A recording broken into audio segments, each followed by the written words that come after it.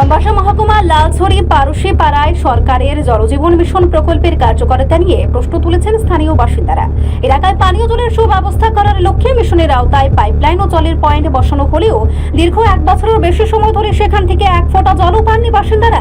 প্রকল্পের কাজ শেষ হওয়ার পরেও জল সরবরাহ শুরু না হওয়ায় চরম দুর্ভোগে পড়েছেন এলাকার প্রায় 30টি পরিবার।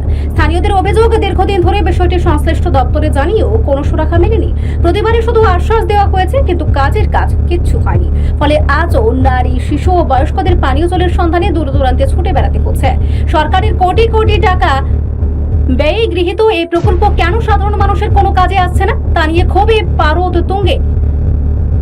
জনগণের করের টাকায় বাস্তবায়িত প্রকল্প যদি সুফলই না দেয়, তবে সেই উন্নয়নের সার্থকতা কোথায়, তা নিয়ে প্রশ্ন তুলছেন ভুক্তভোগীরা।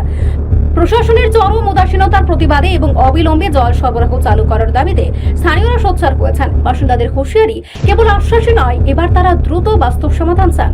অন্যথায় জনস্বার্থে বৃহত্তর আন্দোলনে নামতে বাধ্য হবেন তারা। উন্নয়নের সুফল কি কেবল কাগজে কলমে থাকবে, নাকি সাধারণ মানুষের ঘরে পৌঁছাবে, সেই উত্তর খুঁজছেন আমবাসার বাসিন্দারা। কি সমস্যা?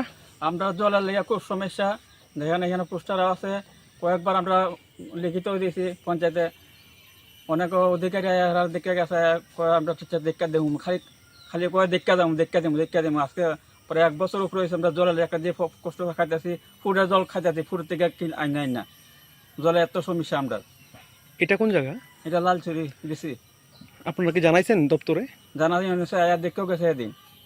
তো হেরা কি কইছে? এরা কয়েছে এটা এখন ঠিক কোনো যেত না, নতুন দেবার ব্যবস্থা করবো। এখন অবধি কতদিন হয়েছে? এরা দেখে গেছে 15-20 দিন, কোনো খোঁজ খবর নাই। কইলে কয় হয় বই বই বই বই খালি কইতে থাকি। এখন আপনারা কি চান? আমরা এখন মেইন হচ্ছে জলের প্রবলেমটা বেশি, আমরা জলেরই বেশি চাহিদা। আর আমাদের কারেন্ট তো আসেই, কারেন্টের কোনো সমস্যা নাই।